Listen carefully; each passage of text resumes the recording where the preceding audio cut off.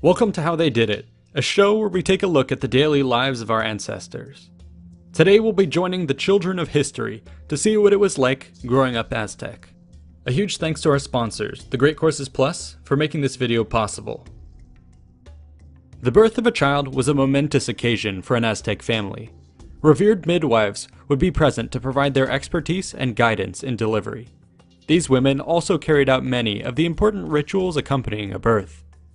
When the baby emerged, the midwife would cut the umbilical cord, which would be preserved.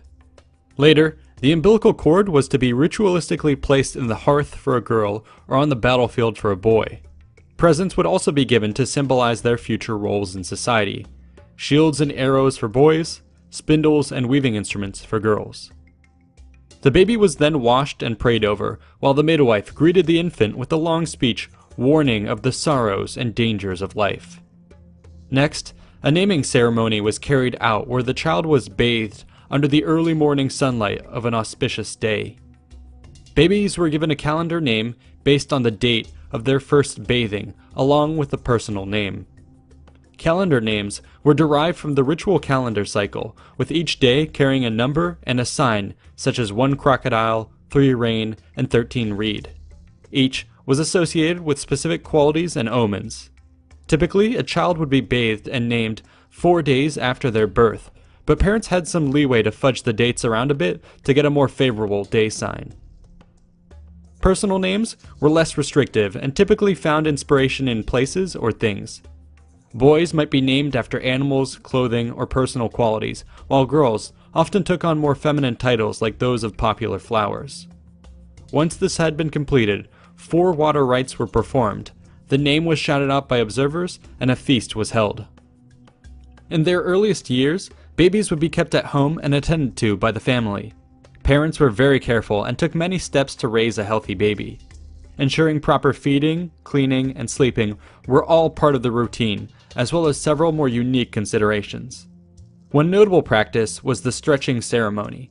This occurred every 4 years and involved the pulling of children's fingers, toes, legs, noses, necks, and ears in order to stimulate growth.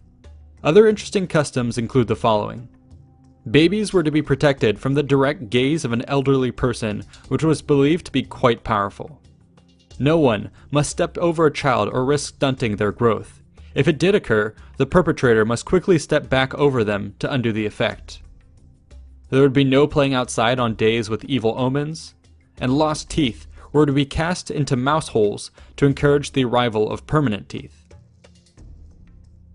For the next 15 years, children would live at home with their families. During this time, they would be educated by their parents, their relatives, and their local community on how to be a proper Aztec. We will trace their aging by following a child's development year to year. At 3 years old, children wore simplified versions of adult clothing. The boys wore a basic cape without a breechcloth, and girls wore a tunic without a skirt, while both had their hair cut short by a priest to prevent illness. For now, they had no chores and could play much of the day. As the months rolled on, however, they were increasingly instructed on proper behavior. Soon children were expected to stop playing in the mud, to greet people properly, to listen attentively to elders, and to eat quietly. At 4 years old, gender differences became more apparent. Girls started to wear a short skirt, while boys continued rocking their capes commando style. Chores now also entered the equation. Girls began to take on domestic chores like spinning and weaving, while boys began to leave the house with their fathers to fetch supplies like water. At 5 years old, girls progressed to longer skirts while boys continued to enjoy their freedom under the hood. Chores became more routine. Girls were taught to use a spindle, and boys returned with heavier supplies like bundles of grass for brooms and wood for fireplaces. At 6 years old, their chores became more involved.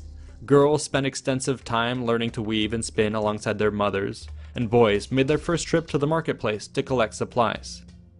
At 7 years old, boys finally put on a dang breechcloth. Girls carried out tasks on their own under the supervision of their mothers, and boys ventured out on the lake to learn fishing and observe the activities of the boatmen. From 8 to 14 years old, the responsibilities of chores continued to increase year by year. Now, however, these activities started to be accompanied by physical punishment for bad behavior rather than mere verbal scolding. Maguey spines, for instance, were used to prick children who showed excessive lying, negligence, idleness, wild behavior, or other indiscretions.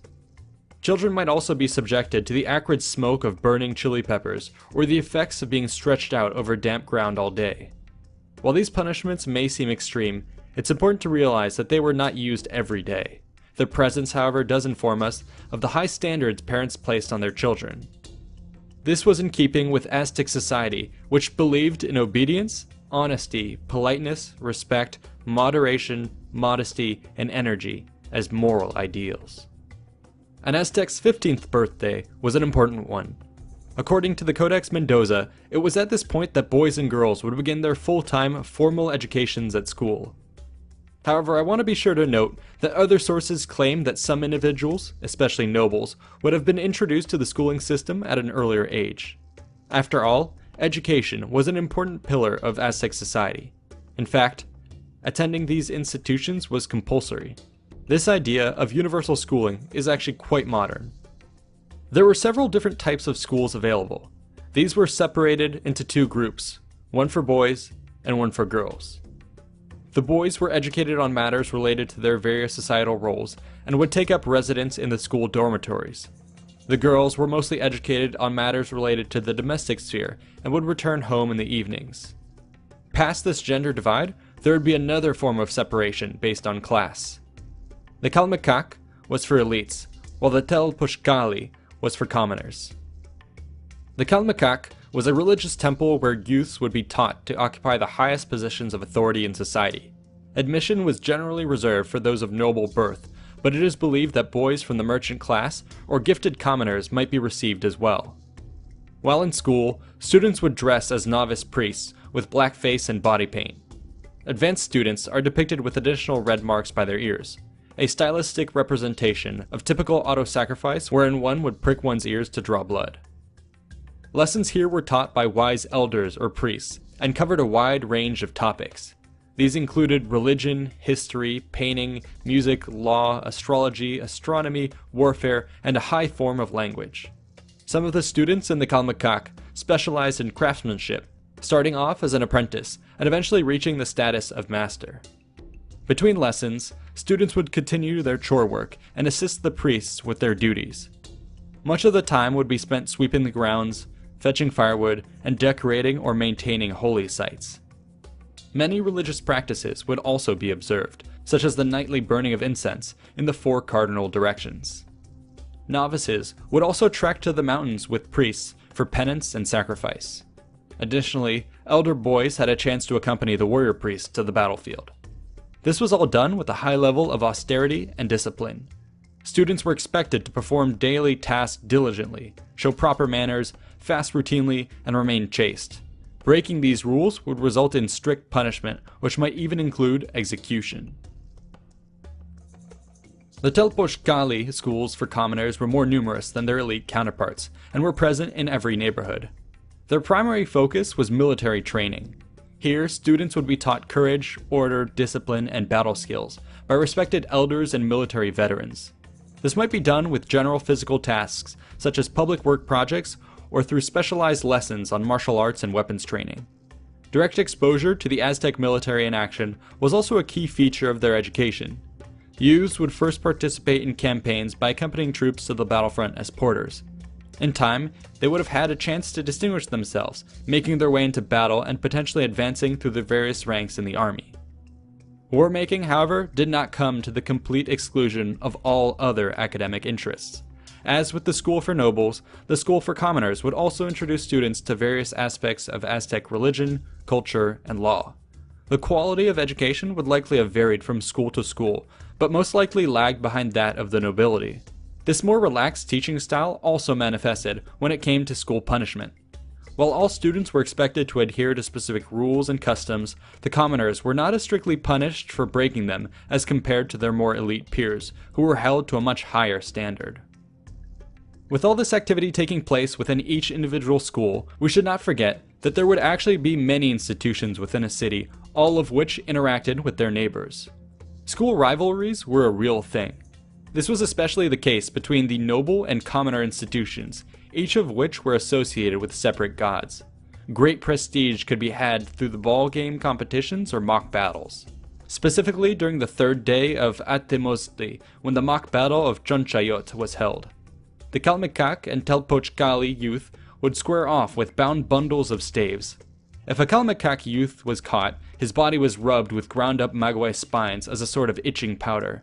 If a Telpochkali youth was caught, his ears, shoulders, chest, and thighs could be pierced with maguey thorns.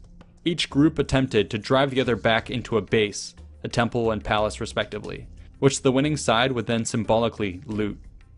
Boys and girls also engaged in annual pillow fights, with the boys throwing grass-filled sacks and the girls chasing after them with cactus thorns. At the end of the day, though, differences would be put aside at the House of Songs, where communities came together to sing and dance the night away. Much socializing was to be had, and many lifelong friendships were formed. In their late teens, Aztec children would graduate from school and enter society as adults. For girls, this meant remaining in the temples or getting married and continuing to work in a more domestic environment. For the boys, graduation typically meant the beginning of their careers as warriors. As such, they would be mobilized for campaigns when necessary and return to typical day jobs such as farming, fishing, or craftsmanship while at peace. I'm really happy to have been able to share the experiences of growing up Aztec.